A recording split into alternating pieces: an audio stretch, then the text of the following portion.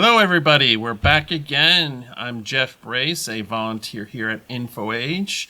We're back again to talk about space exploration. So the Space Exploration Center here at InfoAge is right down the road from where we're recording, the big dish.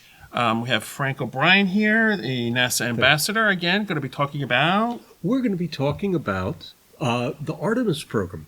We were originally going to be talking about giving a quick update on Artemis 2. Well, we finally got that off. And the more important thing, our plans for landing on the moon, which have been pretty much cast in stone for several years, have all been completely upended. So this is big news. And so we're going to be talking the majority of the time about that. All right. So, yes, I know some people may be interested in what's going on with Artemis 2, but that talk can wait because it's still pending as of this recording. So we're talking about Artemis 3, which is the mission after the current one, which is April 4th, 2026. We're recording right now. Great stuff. So, boy, the world has changed a bit. Yeah. And for the very first time, we're going to be talking about a lot of it. This is going to be chock full of details. There's going to be a lot of things that are brand new as of only last month. Some dramatic changes have happened in our plans for going back to the moon. But just to kick off, for those who don't know, I'm what's called a NASA Solar System Ambassador. This is a fantastic program. About 1,200 of us, all volunteers across the country. And what we do is we go into the communities to spread the NASA gospel. And our objective is to engage people, mostly in the STEM fields. If you're interested in a talk, if you want to do a star party with some telescopes, or you want to have us come in and talk to some kids in a grade school, that's our job.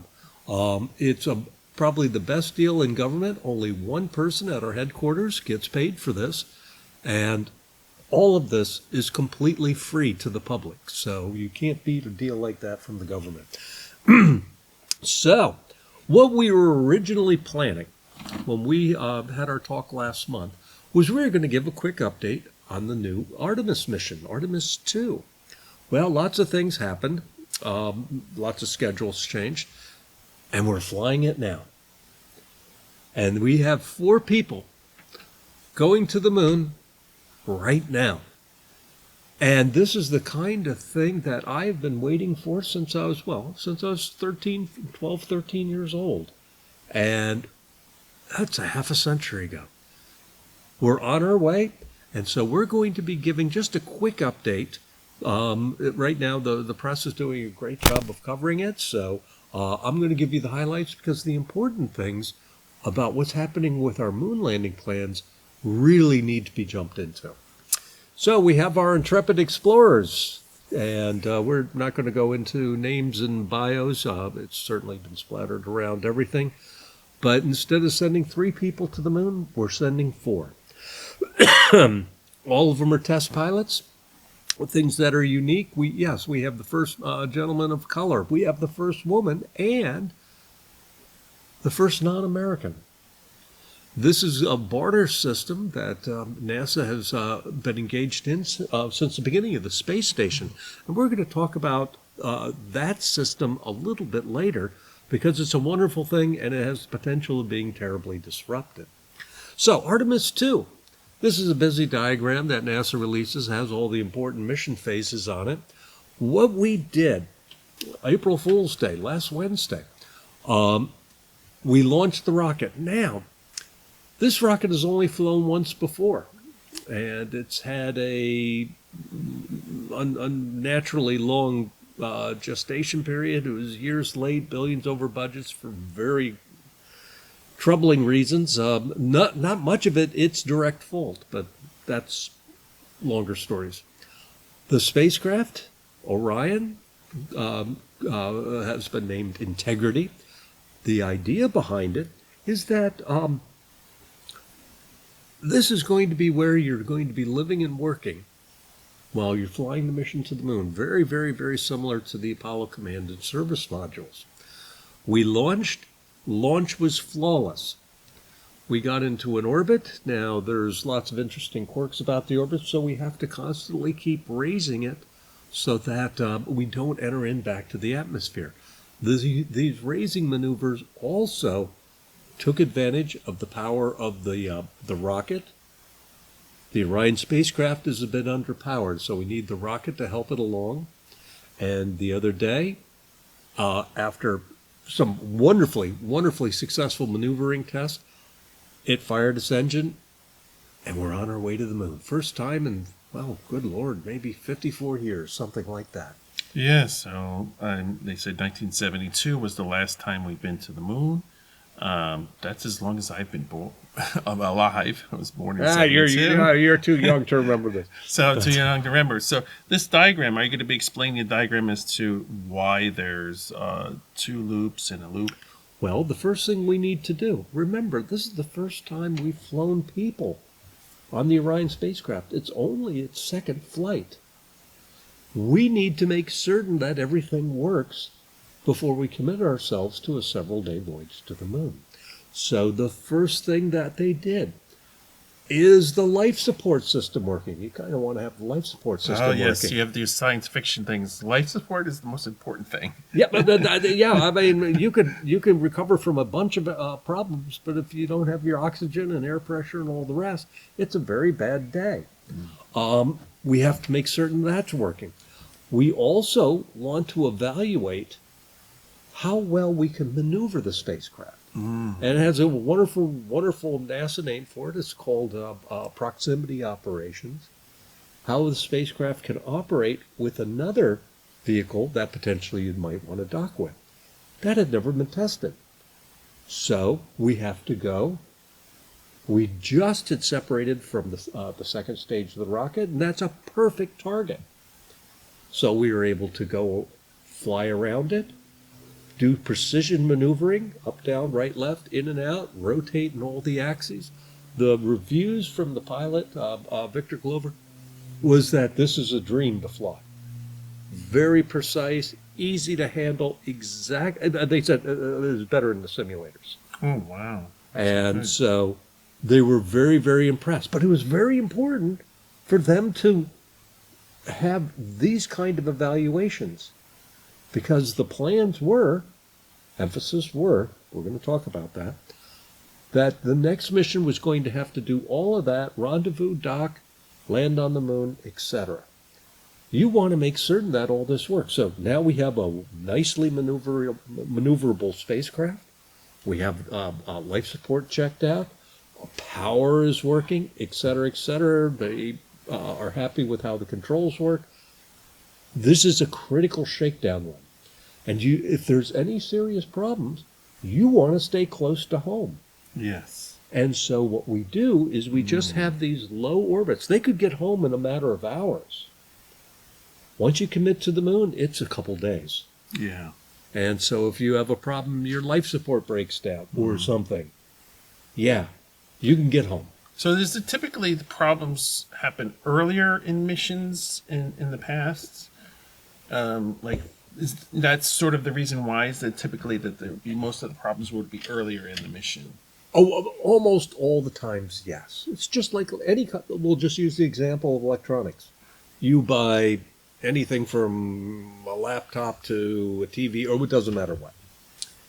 Well, if it's going to break, and engineers have a phrase for it, it's called infant mortality, and it'll break quickly. It'll break in the first few months. After that, it's steady state. I mean, this laptop has been running for 6 years. It's probably not going to die in the next 5 minutes. It passed that infant mortality phase. Then you need to worry about just it simply dying of old age. And assuming you're not abusing it and all the rest, or taking it outside what it's designed for, most systems will work very well if they're well designed for a long period of time. So once you shake out the bugs, get those taken care of. And yes, on Artemis 2, there was a number of, oh, that's odd. Oh, we should tweak that for the next time. These kind of things. And when we go into our mission report for Artemis 2, which will be next month, We'll go into some of those little more aggravations than anything else. Dumb things. But you need to know this just to make the next mission as soon as possible. So then Artemis 2 was on the way to the moon. We're just looping around it. As I said, the Orion spacecraft is a little underpowered. So we can't go into lunar orbit like Apollo 8 did. So we're on what we call a free return trajectory. If they kept their hands off the controls the entire time, they're coming home. This is the way it's designed. If absolute worst comes to worst, if there's a problem, they're already heading home, even though they haven't even gotten close to the moon yet. So this is a brilliant, wonderful design. So we're just going to loop around the moon, hands off, being silly to make the point, and then in about, I believe it's April 10th, we're going to be splashing down off the coast of California.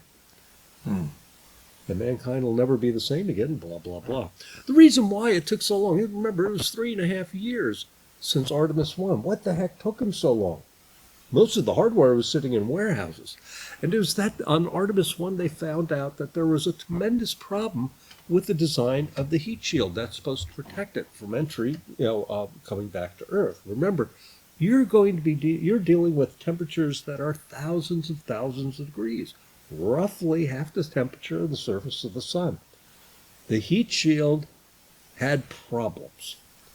They kind of understood what it was. It took them 2 years to really understand it. They know what to do for Artemis 2. This heat shield is unchanged, and they're having it redesigned for the Artemis 3 mission. But anyway, so we're going to start moving forward. The rocket was rolled out to the pad. Artemis 1 had terrible problems, probably delayed 6 months, while they figured out how to fuel it correctly because it leaked everywhere. We had tremendous problems with the fact that certain batteries don't last, and so they had to roll it back, wait a month, and then just to replace some stupid things like batteries. We figured this stuff out. Our biggest worry was how badly is this thing going to leak, because that's a non-starter. You're leaking very explosive hydrogen, and it is the most difficult thing to design for, because hydrogen will get through everything. It's impossibly cold, but designing a seal is damn near impossible. So, with this vehicle, they took all the learnings from the first Artemis mission, and it's been working really well. Yes, they had some troubles, but they understand them, and it is far, far better. And so now we're getting ready to launch it in February, and a completely unrelated part on a piece of the rocket that has been used dozens of times, hugely reliable, broke. And again, these things happen, so they couldn't fix it at the pad. Had to roll back, brought it back, fueled it up perfectly fine again. So it looks like, again, they've had the experience that they needed. Now we can get going. They fueled it up, and again, it was launched on April 1st. Just an amazing sight. Yes, I was worried about all the delays and different issues, that there might be something else going on, but I was very happy that it went with seemingly without many. Well, I had no major problems. Well, one of the things is that NASA is a pretty smart group of people, and the idea is, oh, we had a problem. Everyone starts taking good notes. Then we fix them, and on the whole, once they fix them, it works pretty well. Yes, it's impossibly frustrating. Oh, we have another problem. Well, this was serial number 1 of the rocket the last time. And there's a lot of learning. So, it was on its way. Artemis 1 lapped around the moon, carried some seeds that if you ever get to our Space Exploration Center, Artemis 1 carried seeds of thousands of trees. And it was brought back, planted, and we have an Artemis moon tree. right in front of the Space Exploration Building, and it's growing like bamboo. It's fabulous. So it returns to Earth. Everyone is happy. They find the heat shield problems. On the whole, the first mission went brilliantly. Now, we're going to make a big change up in the conversation, because this is going to be the big upset change that NASA and the industry have to work with. Originally, in two years' time, give or take, we were going to be landing on the moon. Elon Musk was going to be supplying the lander, spacecraft called Starship. For this particular application, it's just simply got the government name Human Landing System. And he had developed this crazy architecture of refueling rockets, biggest rocket ever built. And he was going to land a 170-foot tall rocket on the moon with astronauts at the tippy top. That's the plan. Artemis 3. Now, this is, again, a very busy diagram with lots of circles and all the rest. The idea was, and again, we're going to be talking about the was part, because Artemis 3 is now completely rescoped. We were going to be launching to the lunar orbit Elon Musk's lander, the Human Landing System. That has its own complications and such, but that was going to go ahead. Then we were going to be launching the Orion spacecraft on the SLS rocket, sending it to lunar orbit, where they would meet up. Crew would transfer to the lander, go down, land at the South Pole, spend about a week there, and then they would be coming back. This is, very politely, a very ambitious job. It would be one of the first flights of the lunar lander. It would only be the third flight of the Orion spacecraft. We had never done the proximity operations, dockings, etc., etc. All of these firsts were all going to be rolled into one mission. This turned out to be its Achilles heel. One of the biggest problems is that the way SpaceX has designed this monster Starship rocket. We could spend days doing equations and all the rest, but it doesn't they talk of how much it can lift into space. Well, it really can't. It can't get much past lunar orbit. It has to be completely refueled. And through what we kind of tongue-in-cheek called the tyranny of the rocket equations, this is governing how rockets can be designed, he would need to take about, we're going to make a hand-waving guess of about 15 of those monster Starship rockets just to refuel one lander. That requires a cadence that is impossibly ambitious. It also requires incredible technologies. In zero gravity, liquids just blob up. On Earth, you have the ability to just simply pour it or pump it. And gravity does a lot of the easy stuff for you.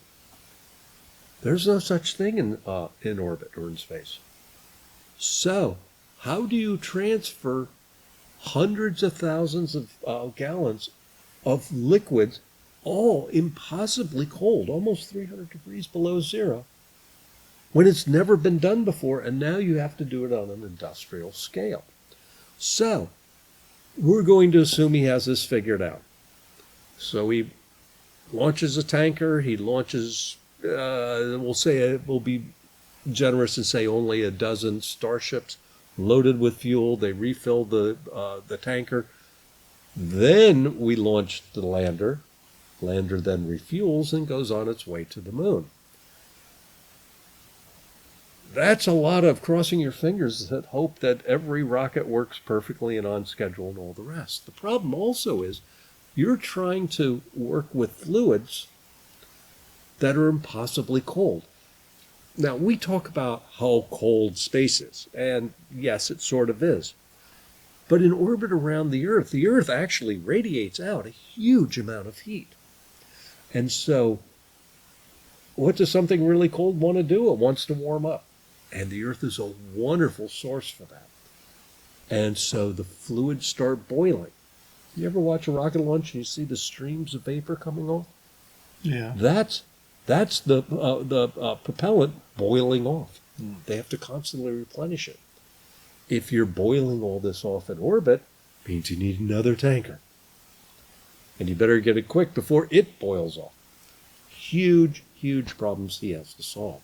So I guess the main issue is that it's like the rock. If I understand it correctly, he wants to land a rocket onto the moon, and because it's so big, it requires a lot of fuel to get it there and to land it and to get it back off the moon. Is Right. that correct? Remember, when you're landing, you can talk about, I have lots of payload and lots of experiments and rovers and astronauts and equipment on there. Well, the other thing that's real important is you need all the fuel to get you back home.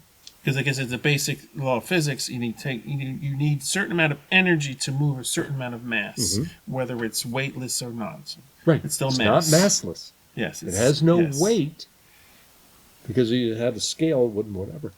And on the moon, it makes it much easier. Things weigh roughly 1/6 of what they do on Earth. That helps an awful lot.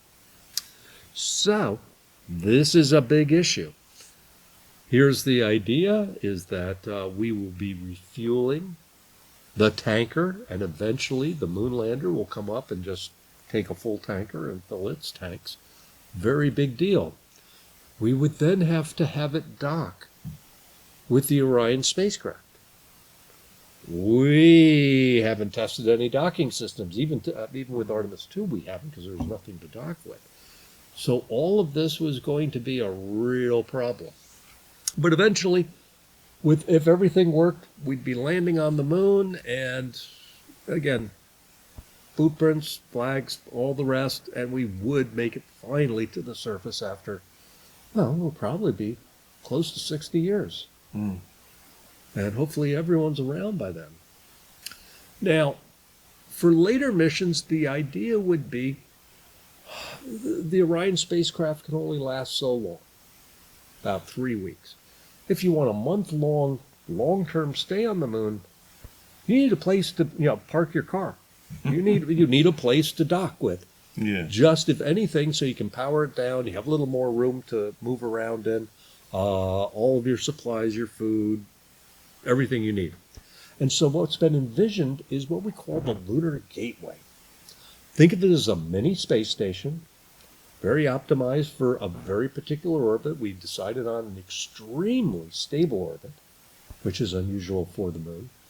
Sometimes one satellite we put in there lasted only a month before it crashed because the moon's gravity is very erratic. This is in a very stable orbit. It has access to all the landing sites on the moon. The early Apollo one certainly didn't. So we would eventually be meeting up at the Gateway Station. And this was going to be our point of operations. Honestly, it wasn't a bad idea. Well, the tense pause. yeah, well, this is a government operation. So much has been legitimately and somewhat illegitimately said that the spacecraft, the rocket, everything is years late, billions of dollars over budget. This isn't a technology issue so much. If there's one issue, remember, the rocket the spacecraft been in development for almost 20 years. You're going, my God. That's crazy. There's no reason why that should be. Well, there's one image that sums up NASA's efforts to get to the moon, or to at least build this rocket and spacecraft. And there aren't too many better ways of putting it. The original Orion spacecraft and the rocket were just supposed to be shuttles to the space station. And this was because various commissions said, oh, this is what we had before is a lousy idea. We're going to develop all this new stuff. It's going to be dirt cheap because we're just going to be cobbling parts off of the old space shuttle. And those worked honestly. You know, you can say a lot about the space shuttle, but it worked honestly quite well. So they designed this modest rocket, well, not modest, reusing major parts of the shuttle. They reused solid boosters, the engines, and the spacecraft was going to be new. And this was a great idea. Now we have our own access to space. Great. Now, NASA is, again, remember, part of the executive branch of government. And every time the executive branch changes, every president wants to put their stamp on it. That was canceled. So NASA's had the football yanked away from them. And guess what? Now, there aren't many images that sum up the experience of these resources. It's just stunning. So, then, well, we're going to Mars. Uh-oh. And boy, isn't that ambitious, but by God, we're a nation who embraces our challenges and all the rest. And so we start to redesign the rocket. We need a much bigger rocket. And, the Orion spacecraft has to be much more capable. So you throw away the old designs, you bring in the new ones. And that was a great idea. Until they figured out that there's no way this is going to work. At least not with the technology and understanding and resources. Well, they knew what they needed, but it turns out you're going to probably have to have a small space station, just if anything, to keep your 3 years of food and water and stuff to move around in. They had designed the Orion spacecraft to work with an architecture of going to the moon and the lunar lander doing all the hard work. That way you could have a small, efficient little spacecraft for Orion. And now that part isn't there anymore.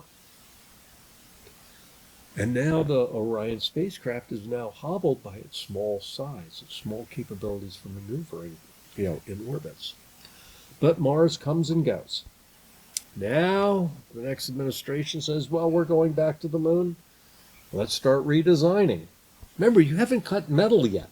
And this is over years and years and years. That got changed. Obama administration comes in going to the moon. Been there, done that. We're going to go grab an asteroid. Until they realize all what's required after all the redesigns. All this stuff is just sitting there desperately wanting to be built.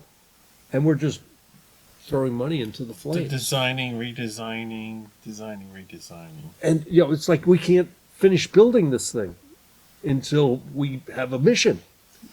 So the asteroid capture, well, canceled. Again, the football got yanked. Then the Trump administration comes in. We're going back to the moon. Jeez, so they start dusting off their plans. Here's when they wanted to do a lot of commercial work. That had actually been quite successful. SpaceX has been wonderful. Taking people to orbit the Earth. It's a taxi. It's an Uber. A lot of money, yes. And NASA saves money. We have a whole new industry. Yes, SpaceX is making lots of money. It works. It really works well. So now let's do this. If we're going back to the moon, how about having commercial providers, instead of saying, keep spending money until it works? I just want a service, and I'm only going to pay this much. SpaceX, you say you can do it for $3 billion? You're on. Here's a contract. Get back to me when it's ready, and you're only getting, these are firm fixed price contracts. Get back to me when it's working. Great. Everyone goes off, and Elon Musk starts developing his Starship. What do you call another company which hasn't been in the news much, but you know the person and his company, original company, Jeff Bezos and Amazon. Blue Origin. After Bezos left Amazon, they always associate him with him. I think he's like chairman emeritus or something like that, but his job is Blue Origin. And they have been fabulously successful. Very slow, but everything they do seems to be working extremely well. And he says, honestly, I think I got a really good lander design. Well, he lost because it seemed to be too expensive. So Elon Musk gets the contract. All right, we start planning. We want to get to the moon quickly. We're going to launch Artemis 1, which was very successful. Artemis 2, which is flying right now, and by God, in a couple of years after Artemis 2, we were going to be landing on the moon with all the equipment that we've seen being put together, all tested for the first time. And again, we were planning this incredibly complex architecture, everything flying for the very first time, or most things flying for the first time. And then we had the change in administrations again. We have a new NASA administrator, Jarek Isaacman, entrepreneur, billionaire, and had bought 2 SpaceX rides to space. I wish I had that kind of money. But he's very articulate. He has an engineering mindset. And, well, it's a new administration, and now we're canceling everything again. Artemis 3 was supposed to go through that convoluted, very busy-looking chart to land on the moon. Elon Musk's lander hadn't been tested with people. Docking systems hadn't been tested. In fact, the list of what hasn't been tested is about as long as the list of objectives. Now understand, in Apollo, which was burning through money at frightening rates, still saw the engineering benefit of testing. We tested our lunar lander in Earth orbit. You're close to home, at least we can, get you back, or if there's a problem or if it doesn't work, we are close enough that we can take care of you. And they uncovered a few quirks, important things. Well, wonderful. We've got huge amounts of learnings behind us. Apollo 10. Now we're going to do a lot of the same things. We're going to test everything but the exact landing itself around the moon. Complete dress rehearsal. Wonderful bunch of tests. Learned tremendous amounts. And with those kind of learnings, we're able to make Apollo 11 the success it was. This is engineering, this is testing, etc. The idea of doing everything for the first time is not, for your operational production mission, is not a smart idea. At the same time, we're reinventing a lot of the new stuff, the old stuff. We're getting brand new spacesuits, far more capable than what we had in Apollo. Hugely important. So the spacesuits are they thinner, or they have better material to not absorb radioactivity? What are some of the improvements? A huge amount of the problems of being on the moon isn't radiation. Yes, radiation's an issue, but it's not that bad. It's not thermal protection, although you can probably do it better. The couple things that are the really tough ones, a key thing is mobility. Now, you're in a suit that's pressurized to roughly the pressure inside of a football. You know how easy it is to bend a football? Not. No, easily no. After 8 hours of bending the football in your, and yes, there's articulated joints and, convolutes and all the rest, but you're exhausted. It is a workout to, walk around on the moon. 1/6 gravity helps a lot, but, you're still in a pressurized wrapper.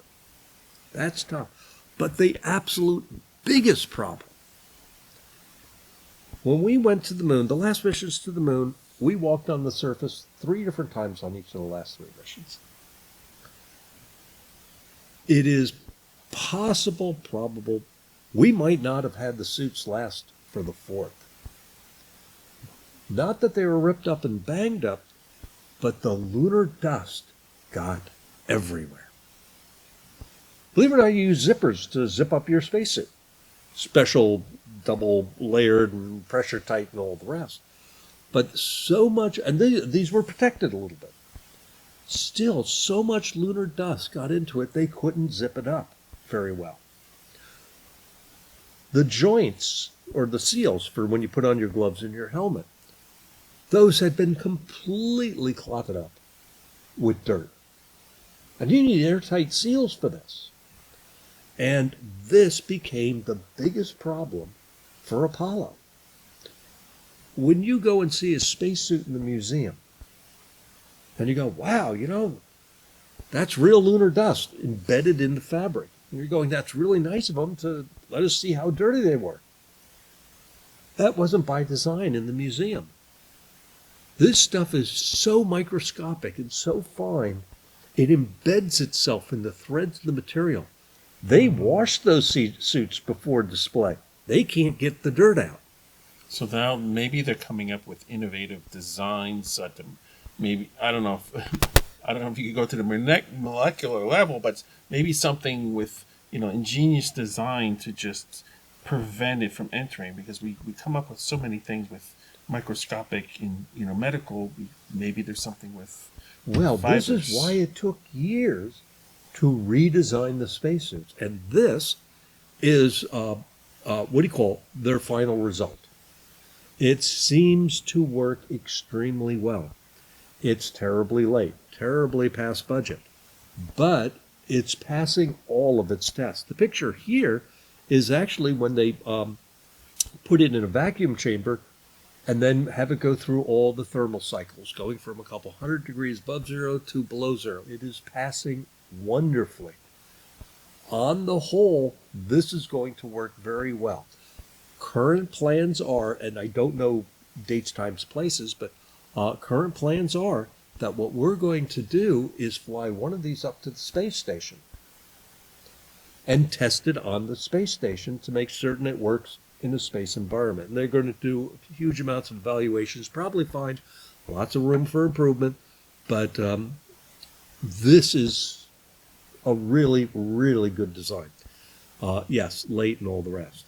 So, yeah, we could say that so much of the moon landing mission is changed or is delayed because the suits are late. But the biggest problem is, and this is really going to be the pacing issue, is, again, remember Elon Musk with his big monster rocket? This is the end result of a lot of its missions, or it burns up on the way home. He has yet to get into orbit. Yes, arguably he didn't wanted to put him in there, but for the years of work and the billions of dollars spent, he is tremendously behind schedule. He has not proven this refueling technology. He's constantly iterating on the design, which is what Elon Musk does, but remember, he has a contract with a deadline. He's blown well past that deadline. This month, he's supposed to be launching his latest big iteration. Earlier versions were advertised to carry 100 tons of cargo. In reality, they were so underpowered they could carry 0. Hopefully, this will be more, to what goals that he's aligned to. So, this is terribly behind. So much so that last year, the acting administrator not the current one, said, "This is nuts. You know that contract that we had with SpaceX? We're reopening it for bids. This is good. This is just unacceptable." Yes, it's past the deadline. It's over budget. You're I mean, not producing anything. It's not tangible. months late. It's I don't know if we can fix this late. Yes, so good idea. Hopes rings eternal. He probably will, but it'll be long after you and I are in the ground. So the big competitor, remember, was Jeff Bezos and his Blue Origin.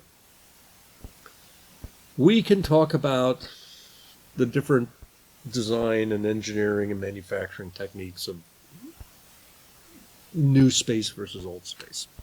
Jeff Bezos is considered an old style, paralysis by analysis, way too much testing, tons of paperwork, but they work.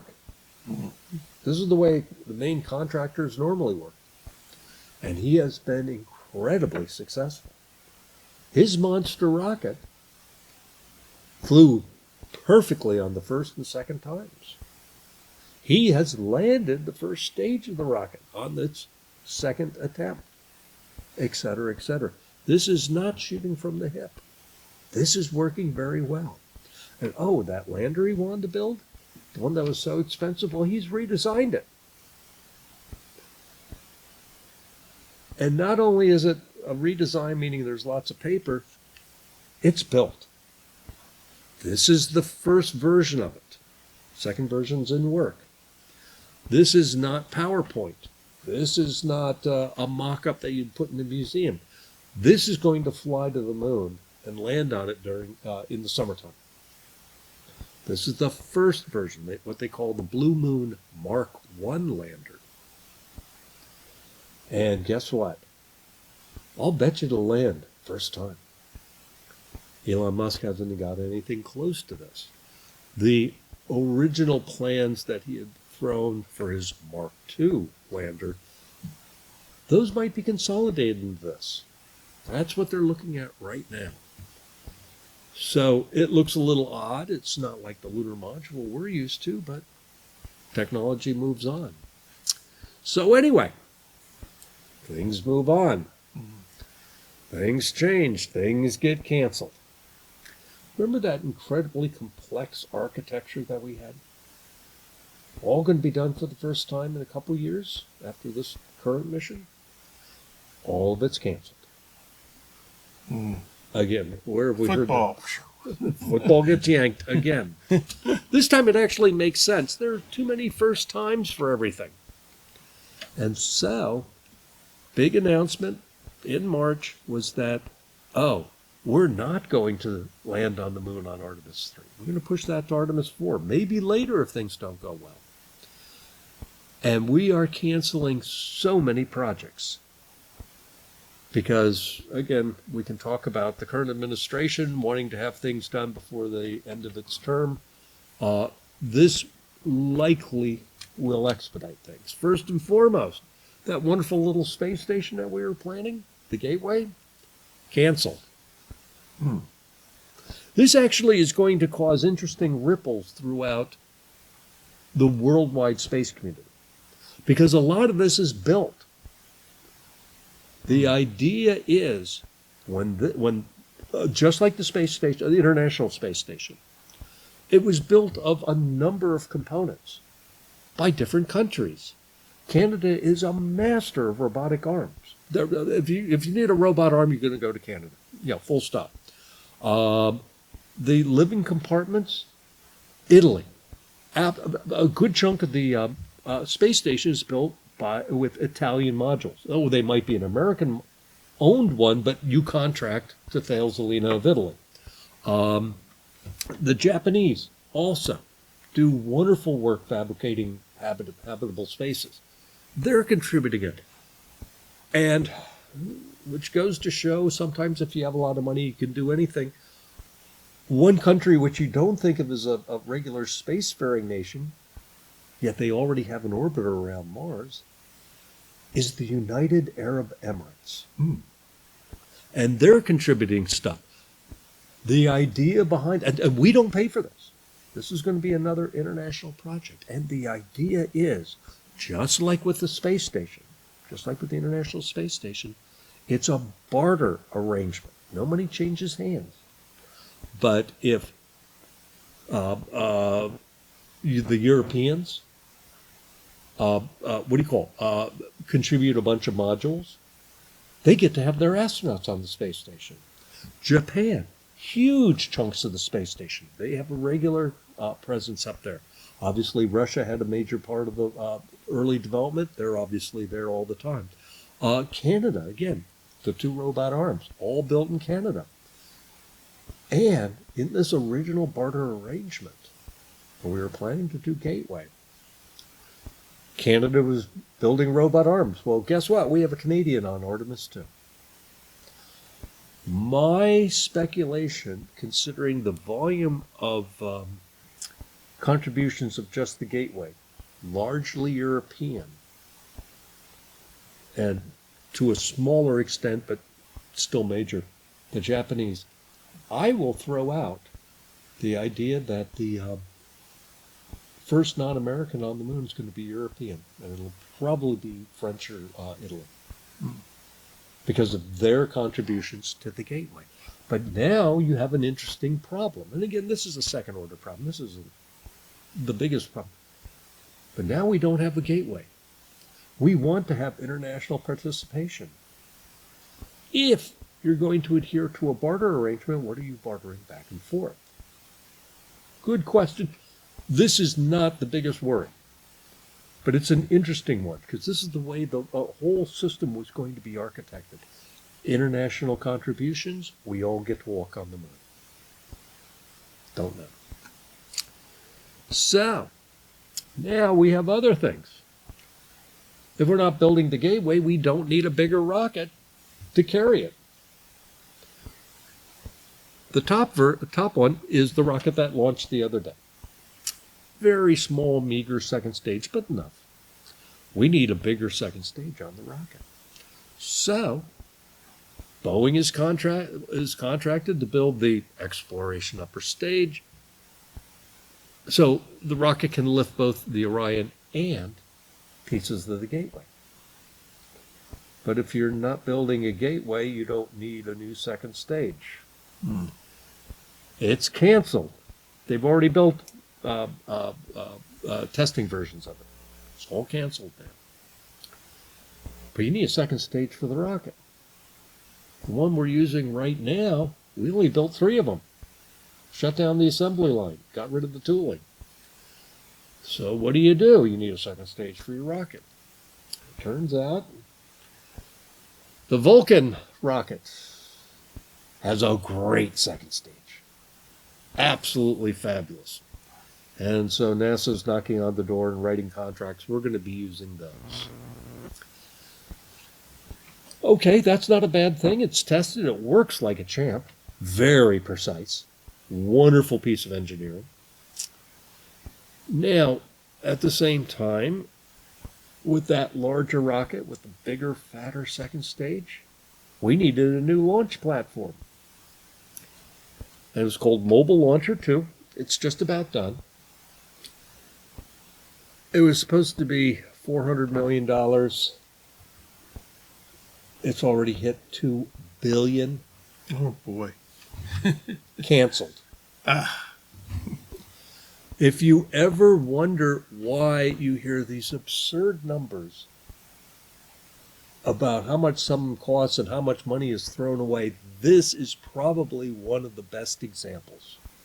This and the second stage and the Gateway and all the other things that were all built, contracted, people in good faith were building them, and then through an act of the administration, canceled.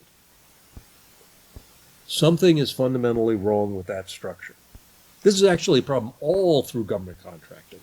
The Pentagon actually has now gotten commitments for long-term, multi-year commitments, as opposed to, every 4 years or every year, we can tear it up and start over again.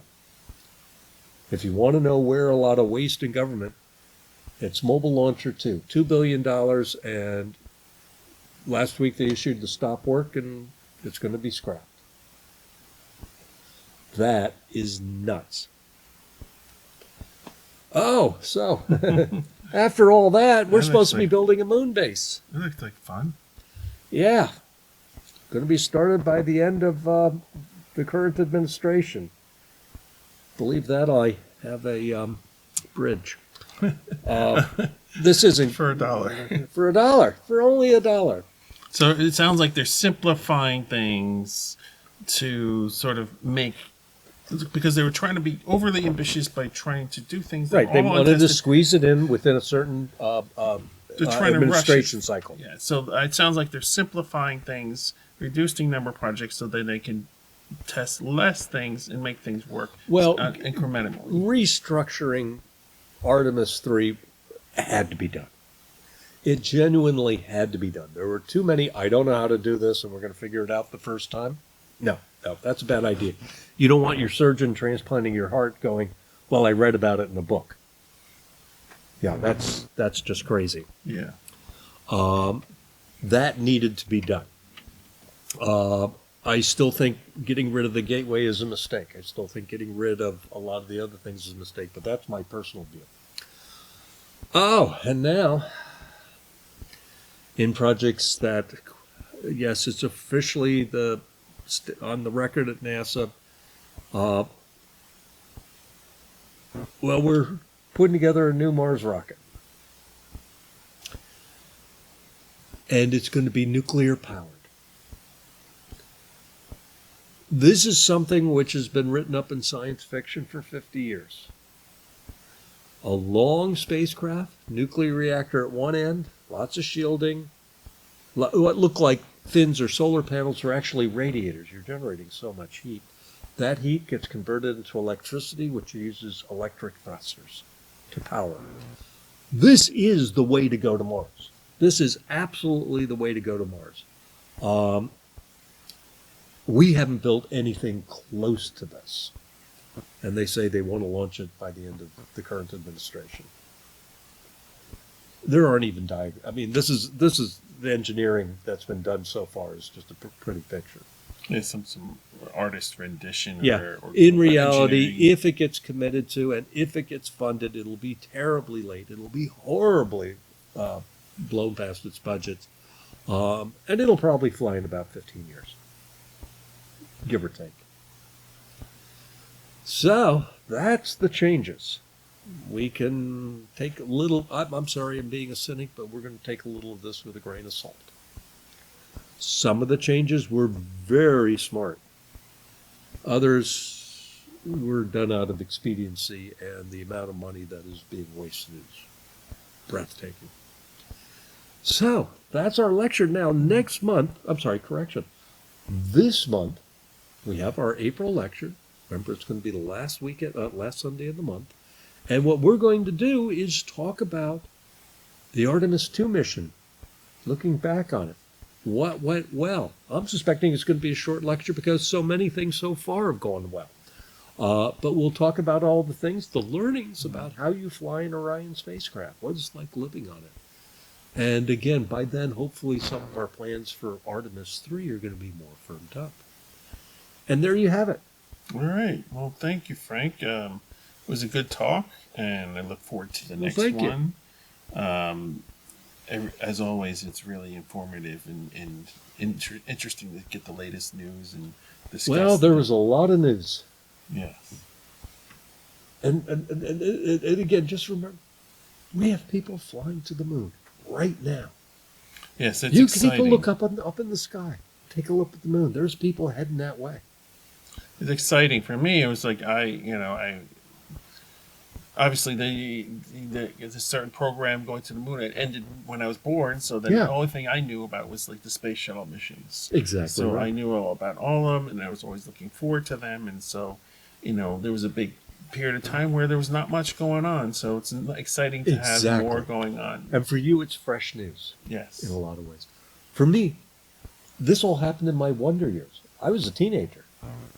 That's when I decided, my God, we're going to the moon. And we thought technology was doing pretty well at the time. And from that point on, I still firmly believe in my heart that there is, once you set your mind to something, there's nothing you can't do. And that's an important way of thinking of it. Yeah, we could have done all that stuff that was canceled. But remember, there's other considerations. Political objectives, money is a huge issue, et cetera, et cetera. But by God, once we set our mind to something, usually we do pretty well. Yes, and I think that was like one of the impetuses to getting to the moon was a certain motivation to get there, to increase the STEM learning, as we call it now, science and math. And I would hope that this would start to inspire people again with that. First and foremost, remember, and this is something that most administrations do very well, others not so well. The concept of landing humans on the moon for the first time. Think of that. Holy cow, the Americans can pull this off. That was probably one of the only couple brilliant soft power moves, especially during the Cold War. The fact that we had U.S. aid going through countries and helping them, keep people from starving and dying of diseases and all the rest, is the other major soft power thing. Yeah, it costs us some money, but by God, Americans, we do okay because we can take care of other folk. We can technologically beat the pants off of anyone. Nowadays, as we talked about late last year in one of my talks, the Chinese are quite possibly going to beat us if we can't get our act together. Because their program, slow, methodical, certainly not a lot in the press, but they have hardware that they've built. They already have had a space station up for years. They know how to do this stuff. And so now, yeah, it was soft power, but it also was a big competition with the Russians. Remember, we were all scared to death about the Russians. Nowadays, it's more of a prestige thing. Are we going to get back to the moon before China puts it there? Ignoring the fact we were there 55 years ago. Yes. But, yes. So when you're talking about government-funded programs, remember, it's your tax dollars. That's why it's so upsetting to see a $2 billion launch tower, going to be turned into razor blades. The important thing is, because it is your tax dollars, it's at the whim of administrations, Congress, all the rest. And as those political winds change, so does the expenses. You don't have crazy billionaires like Elon Musk or Jeff Bezos deciding to do it and spend it until it's done. There's other factors. And I think it was predicted in 2001 Space Odyssey that the Chinese would be heavily involved with the space race. And at the time, people were like, what? Are you crazy? The Chinese? Yeah, Chinese. And understand, this is before they built billions of iPhones. Yes, this was before they really had their economy and technology going.